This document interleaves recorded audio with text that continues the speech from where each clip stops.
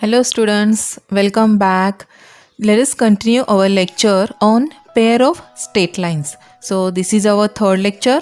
So students, in last lecture हमने exercise 4.1 start किया था. So let us continue our exercise 4.1. So आज हम एक्सरसाइज 4.1 का 7th सम करते हैं, क्योंकि जो लास्ट लेक्चर में हमने सम सॉल्व किए थे तो उसी टाइप का ये सम है और इसीलिए मैं ये सम पहले सॉल्व कर रही हूँ. ओके, तो स्टूडेंट्स अब यहाँ पे देखिए, हम पहले क्वेश्चन केयरफुली पढ़ते हैं तो आपको समझ में आएगा क्या हमें सॉल्व करना है. तो see the question, find the combine equation of pair of lines. तो यहाँ पे हमें फाइंड क्या करना है, कंबाइन इक्वेशन. और ये कंबाइन इक्वेशन कैसे है, पासिंग थ्रू द ओरिजिन है. See now, passing through origin है मतलब इसका इक्वेशन कैसे आएगा, correct, y equal to m x. ठीक है, तो अब यहाँ पे हमें y equal to m x मतलब ओनली हमें स्लोप रिक्वायर्ड है, राइट. अब यहाँ पे पेयर ऑफ लाइन है मतलब दो स्लोप्स हमें चाहिए, से m1 एंड m2. ठीक है, तो हमें दो इक्वेशंस मिलेंगे, y equal to m1x and y equal to m2x. Okay, तो इसलिए हमें एंगल दिया है, making an equilateral triangle with the line y equal to 3. तो अब यहाँ पे देखिए स्टूडेंट्स, आपको एंगल डायरेक्टली नहीं दिया है. ओके, तो यहाँ पे आपको कंडीशन दिया है कि ये जो लाइन्स है दोनों, ये क्या है, making an equilateral triangle with the line y equal to 3. तो y इक्वल टू 3 ये लाइन है और इसके साथ और दो लाइन्स है, ये तीनों मिला के ये इक्विलैटरल ट्रायंगल यहाँ पे कंप्लीट होता है. तो स्टूडेंट्स हम यहाँ पे डायग्राम देखते हैं और डायग्राम देखने के बाद हम इसको थीटा कितना लेना है ये डिसाइड करते हैं. ठीक है, तो सी, अब यहाँ पे ये आपका एक्स एक्सिस और वाई एक्सिस है. ठीक है, ये एक्स एक्सिस है और ये वाई एक्सिस है. ओके, और यहाँ पे क्या दिया है, y इक्वल टू 3 ये लाइन है. ठीक है, y इक्वल टू 3 लाइन दिया है और ये क्या है, y इक्वल टू 3 के साथ मेकिंग एन इक्विलैटरल ट्रायंगल, मतलब ये इक्विलैटरल ट्रायंगल का एक साइड हो गई सपोज, तो दूसरी साइड कौन सी आएगी, ये और ये सेकेंड. ठीक है, तो इसका मतलब क्या है, OA and OB are our lines. ठीक है, तो इन दो लाइन्स का इक्वेशन हमें अभी फाइंड करना है, राइट. तो अब यहाँ पे देखिए, ये OA, ठीक है, ये इक्विलैटरल ट्रायंगल है मतलब ये 60, ये 60 और ये भी 60 हो गया. ठीक है, यहाँ तक 60 हो गया और अब हमें इतना एंगल कंसिडर करेंगे तो ये कितना आएगा, 30, राइट. तो ये 30 है और ये टोटल कितना होता है, 90. ठीक है, तो 90 में से ये 30 करेंगे तो ये एंगल कितना मिला हमें, 60 मिला, राइट.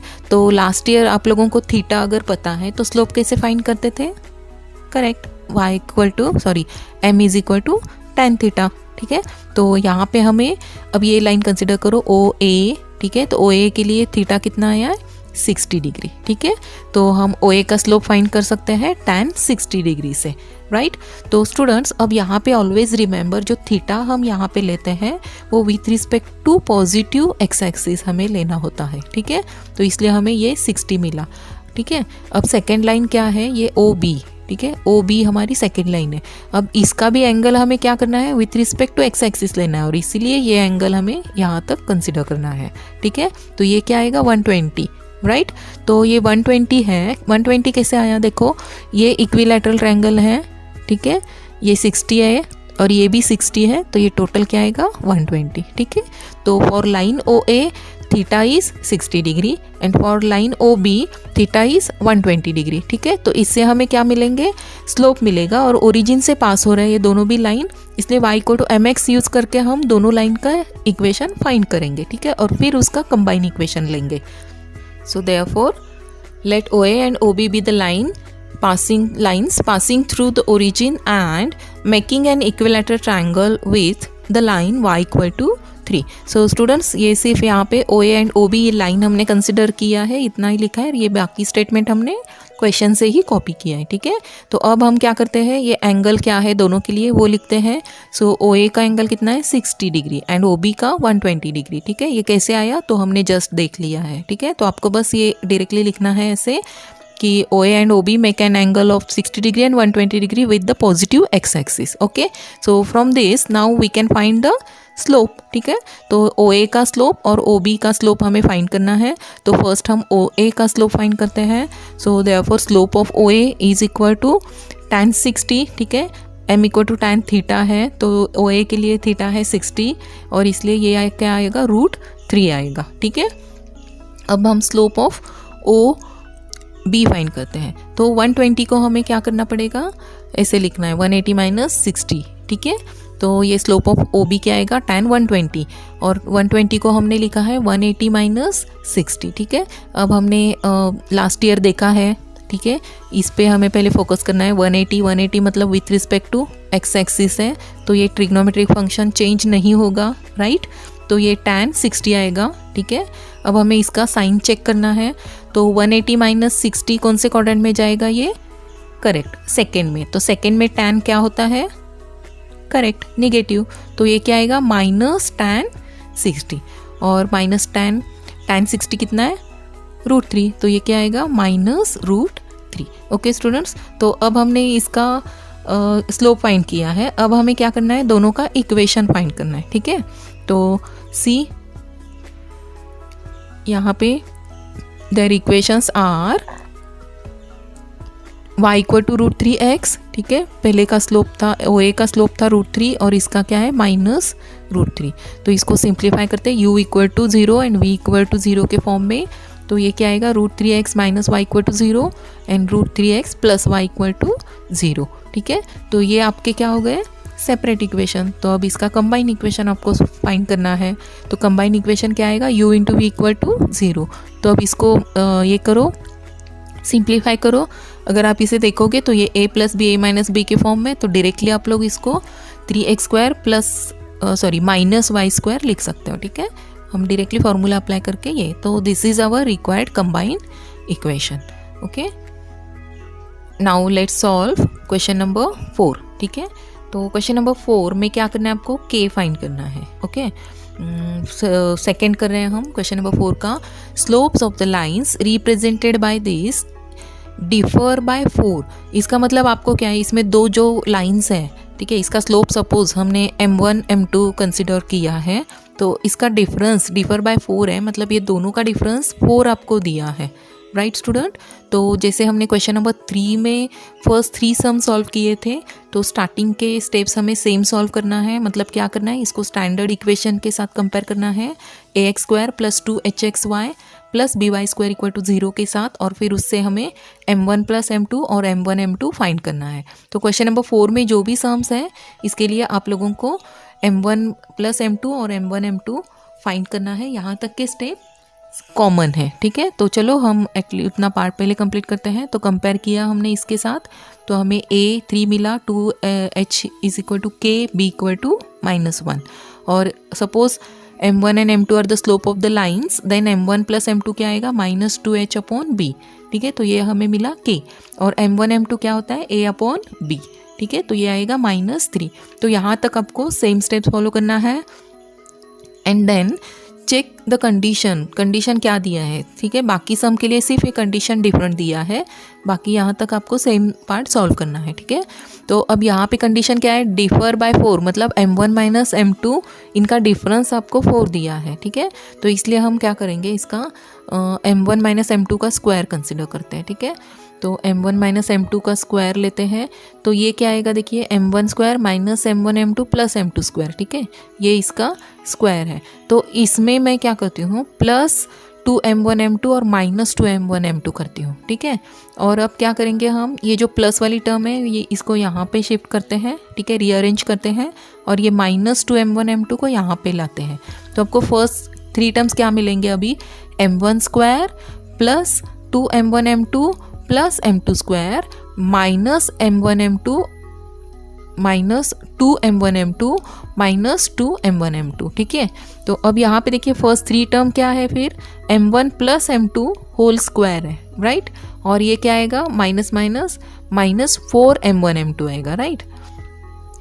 तो सी यहाँ पे हमें ये इक्वेशन मिला, ठीक है। ये इसको हमने ऐसे क्यों लिखा, क्योंकि हमें m1 प्लस m2 पता है और m1 m2 पता है, राइट। और इसलिए हमने ये डिफरेंस जब देते हैं स्लोप का, तो आपको इस टाइप में करना है, ठीक है।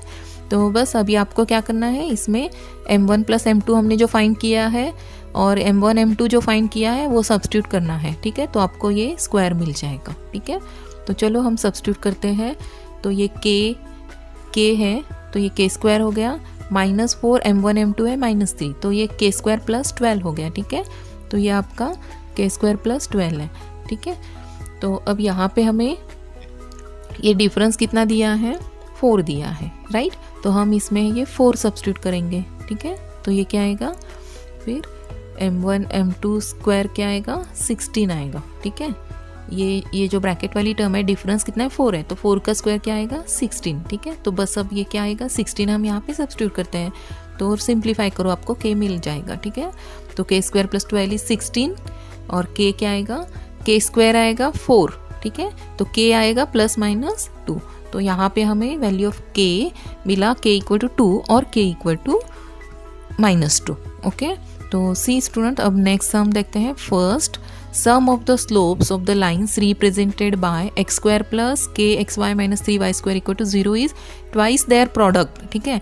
तो सी अगेन यहाँ तक आपको सेम स्टेप फॉलो करना है, ठीक है। m1 प्लस m2 और m1 m2 तक आप लोग सॉल्व कर सकते हो। इसके बाद आपको क्या कंडीशन दिया है, सम कैसे है, सम मतलब क्या है, m1 प्लस m2 कैसे है, twice their product, that means 2 times m1 m2, ठीक है। तो ये आपको यहाँ पे कंडीशन दिया है, तो बस ये कंडीशन आपको यूज़ करना है और सॉल्व करना है, ठीक है। तो ये इक्वेशन आप सॉल्व कर लेना और आंसर चेक करो। यहाँ पे प्रीवियस सम में क्या था, m1 माइनस m2 दिया था, इसलिए हमने उसको सॉल्व किया था। अब यहाँ पे आपको डायरेक्टली ये कंडीशन यहाँ पे है, तो जो आप m1 प्लस m2 फाइंड करोगे इसमें सब्स्टिट्यूट करो, और जो m1 m2 फाइंड करोगे इसमें सब्स्टिट्यूट करो, तो आपको k मिल जाएगा, ठीक है। Now third, slope of one line given by this exceeds the slope of the other by 8. That means suppose m1 is equal to या m2 is equal to m1 plus 8 ऐसे आपको दिया है, ठीक है। तो बस आपको again same m1 plus m2 यहाँ पे फाइंड करना है। तो m1 plus m2 और m1 m2 फाइंड करो। उसके बाद आपको यहाँ पे कंडीशन क्या दिया है, देखो m2 इज m1 plus 8, ये कंडीशन आपको दिया है, राइट। तो इसमें आपको क्या करना है, फिर जो आपका m1 प्लस m2 का इक्वेशन है, इसमें m2 आपको m1 प्लस 8 सब्स्टिट्यूट करना है, ठीक है। m2 क्या करना है, m1 प्लस 8 सब्स्टिट्यूट करना है, तो आपको सिर्फ m1 मिलेगा इस इक्वेशन से, ठीक है। तो फिर जो m1 मिलने के बाद जो m1 m2 वाला इक्वेशन है, इसमें आप लोग ये m1 सब्स्टिट्यूट करो, आपको m2 मिल जाएगा, ठीक है, k मिल जाएगा।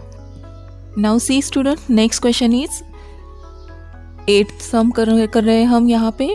If slope of one of the lines given by ax square plus 2hxy plus by square is equal to 0 is 4 times the other, then show that 16h square is equal to 25ab। तो again student, ये same type का question है, but यहाँ पे क्या है, ये standard form में आपको गिवन है, राइट। तो ये आपका स्टैंडर्ड फॉर्म है, तो you know what is m1 plus m2 and what is m1 m2, ठीक है। तो m1 प्लस m2 क्या आएगा, 2 माइनस 2h अपॉन b, ठीक है। एंड देन m1 m2 क्या आएगा, a अपॉन b, ओके। तो यहाँ तक हमने लिख लिया है। Now see the condition is slope of the lines given by this is 4 times the other, that means एक जो slope है वो 4 times the other है, right। तो इसलिए हम यहाँ पे कंडीशन क्या लेंगे, m2 is equal to 4 times m1। अब इसे सॉल्व कैसे करना है, देखिए हमने एडिशन और multiplication of this slope find किया है, राइट। तो अब हम क्या करेंगे, जो एडिशन है m1 plus m2 is equal to minus 2h upon b, तो इसमें हम m2 सब्स्टिट्यूट करेंगे, दैट इज 4m1, राइट। ये गिवन कंडीशन जो है, ठीक है। तो after simplifying we will get m1 is equal to minus 2h upon 5b, ठीक है। तो हमें m1 मिला। अब हम क्या करेंगे, जो मल्टीप्लिकेशन ऑफ स्लोप है that is m1 m2 is equal to a upon b, तो इसमें हम क्या करेंगे, जो आपने m1 फाइंड किया है वो सब्स्टिट्यूट करेंगे, ठीक है। तो आपको क्या मिलेगा, ये 4 m1 square is equal to a upon b, ठीक है। और m1 स्क्वायर क्या आएगा, फिर a अपॉन 4 भी आएगा, राइट। तो इससे अब आपने m1 फाइंड किया है, ठीक है। तो m1 आपने फाइंड किया है माइनस 2h अपॉन 5b, तो ये आपको इसमें सब्स्टिट्यूट करना है, ठीक है, लेफ्ट साइड में जो m1 का स्क्वायर है, और फिर स्क्वायर करो, सिंप्लीफाई करो, और आपको जो शो दैट वाला या रिक्वायर्ड कंडीशन है, you will get this answer, ठीक है। जो फाइनल आंसर आपका रहेगा वो आपको, ठीक, ये मिलेगा इक्वेशन, ठीक है। 16h square is equal to 25ab। तो आई होप स्टूडेंट ये भी सम आप लोग कर लोगे, ठीक है। तो अब हम नेक्स्ट सम करते हैं। So next sum is fifth, ठीक है। तो फाइंड द कंडीशन दैट, तो student always remember when question is to find the condition, that means आप लोगों को ऑक्सिलरी इक्वेशन यूज़ करना है, ठीक है। और ऑक्सिलरी इक्वेशन क्या होता है ये हमने फर्स्ट लेक्चर के एंड में देख लिया है, ठीक है। तो आई होप आपको वो ऑक्सिलरी इक्वेशन अभी पता है, ठीक है। तो यहाँ पे क्या करना है, सेकेंड कर रहे हैं फिफ्थ का, the line 3x + y = 0 may be perpendicular to one of the lines given by this equation, ठीक है। ये स्टैंडर्ड फॉर्म है, ठीक है। तो अब हम क्या करेंगे, इसका ऑक्सिलरी इक्वेशन क्या होता है, bm², ठीक है, प्लस 2hm प्लस a = 0। तो ये ऑक्सिलरी इक्वेशन है, ठीक है। अगर आपको याद नहीं आ रहा है तो आप फर्स्ट लेक्चर का लास्ट पार्ट देख लीजिए, आफ्टर थ्योरम, ये मैंने आप लोगों को एक्सप्लेन किया था, ठीक है। तो अब यहाँ पे हम लिखते हैं the auxiliary equation of the lines represented bye ax² + 2hxy + by² = 0 is, ये ऑक्सिलरी इक्वेशन है आपका, bm² + 2hm + a = 0। Now student सी, ये ऑक्सिलरी इक्वेशन है और देयर हमने ऑलरेडी पहले देखा था कि जो ये m है, m is the slope of the line, और ये इस इक्वेशन का रूट होता है, राइट। तो सी स्टूडेंट, अब यहाँ पे हमें क्या करना है, 3x + y = 0, इसका स्लोप फाइंड करना है, राइट। और ये स्लोप, इसका स्लोप क्या है, perpendicular to one of the lines है, ठीक है। तो इसलिए हमें जो रिक्वायर्ड लाइन का स्लोप होगा और ये परपेंडिकुलर है, तो क्या करना है, इसका स्लोप क्या लेना है आपको, करेक्ट, निगेटिव रेसिप्रोकल। तो चलो अब हम पहले इस लाइन का स्लोप फाइंड करते हैं, ठीक है। तो इसका स्लोप क्या, since one line is perpendicular to the line 3x + y = 0, slope of this line 3x + y = 0 क्या आएगा, -a/b। तो a यहाँ पे 3 है और b क्या है, 1 है, तो ये क्या आएगा, -3/1, तो दैट इज -3, ठीक है। तो जो हमारी रिक्वायर्ड लाइन है उसका स्लोप क्या होगा, परपेंडिकुलर है, इसलिए क्या आएगा, इसका निगेटिव रेसिप्रोकल, राइट। तो ये भी माइनस है तो ये प्लस हो जाएगा, ठीक है। और रेसिप्रोकल 3 का क्या आएगा, 1/3, ठीक है। तो जो हमारा slope of the required line क्या आएगा, m = 1/3। नाउ सी स्टूडेंट, यहाँ पे हमने ऑलरेडी कहा था कि जो आपका ऑक्सिलरी इक्वेशन है इसका रूट क्या होता है, स्लोप होता है। तो आपने जो ये स्लोप फाइंड किया है ये बस अभी आपको ऑक्सिलरी इक्वेशन में सब्स्टिट्यूट करना है और सिंप्लीफाई करना है, you will get the required condition, okay. तो सी, therefore m = 1/3 is the root of the auxiliary equation, and therefore अब हम auxiliary equation लिखते हैं और इसमें b 1/3 m 1/3 सब्स्टिट्यूट करते हैं, ठीक है। तो ये सब्स्टिट्यूट किया हमने, तो बस अभी आपको इसको सिंप्लीफाई करना है, ठीक है। तो यहाँ स्क्वायर करो, ये 1/9 हो जाएगा और ये 3 है, तो 9 से थ्रू आउट मल्टीप्लाई करो तो आपको क्या मिलेगा, ये मिला, 9 से मल्टीप्लाई किया तो बस हम रीअरेंज करेंगे, 9a + 6h + b = 0। तो this is our required condition, ठीक है। तो यहाँ पे ये सम ख़त्म हो गया है स्टूडेंट। तो होप आप लोग मेरे साथ ये सम सॉल्व कर रहे हो, ठीक है। नाउ अगेन सेम क्वेश्चन है फिफ्थ, जिसमें भी हमें कंडीशन ही फाइंड करना है। तो सी फर्स्ट क्वेश्चन है, the line 4x + 5y = 0 coincides with one of the lines given by ax² + 2hxy + by² = 0। Now see student, exactly same sum है, बट यहाँ पे इंस्टेड ऑफ कोइंसाइड जो हमने सम सॉल्व किया था वहाँ पे था परपेंडिकुलर, ठीक है। और इसलिए हमने क्या किया था, जो लाइन गिवन था उसका स्लोप निगेटिव रेसिप्रोकल लिया था। लेकिन अब यहाँ पे देखिए ये लाइन कोइंसाइड है, मतलब इसका स्लोप और जो रिक्वायर्ड लाइन है उसका स्लोप सेम होगा, ठीक है। तो इसलिए आप इसका स्लोप फाइंड करो, इसका स्लोप क्या आएगा, -a/b, तो क्या आएगा, -4/5, राइट। तो बस आप लोगों को, और ये कोइंसाइड है इसलिए आप लोगों को क्या करना है, सेम स्लोप लेना है, therefore slope of the required line is also -4/5। तो बस ऑक्सिलरी इक्वेशन में आपको ये सब्स्टिट्यूट करना है, m = -4/5 just like previous sum, and simplify, you will get required condition, ठीक है। नाउ सिक्स्थ, ठीक है। अब सिक्स्थ भी सेम टाइप का सम है। If one of the lines given by this is perpendicular. तो ये जो जस्ट हमने जो फिफ्थ का सेकेंड सॉल्व किया था एग्जैक्टली सेम है, ठीक है, लेकिन यहाँ पे आपको आंसर दिया है, ठीक है। Then show that AP square plus 2H PQ plus BY square is equal to 0। बस आपको आंसर दिया है तो आपको वेरीफाई करना है, सेम स्टेप फॉलो करना है और आंसर फाइंड करना है और आपको वेरीफाई करना है कि आपको ये कंडीशन मिलता है क्या, ठीक है। तो अब हम क्या करेंगे, यहाँ पे सेम आपको ये लाइन क्या है, परपेंडिकुलर टू दिस लाइन है, ठीक है। तो इसका स्लोप क्या आएगा, right, minus P upon Q, ठीक है। और ये परपेंडिकुलर है तो रिक्वायर्ड लाइन का स्लोप क्या आएगा, निगेटिव रेसिप्रोकल, ठीक है। तो क्या आएगा, करेक्ट, Q अपॉन P। तो Q अपॉन P आपका स्लोप हो गया और ये स्लोप क्या है, ऑक्सिलरी इक्वेशन का रूट है, ठीक है।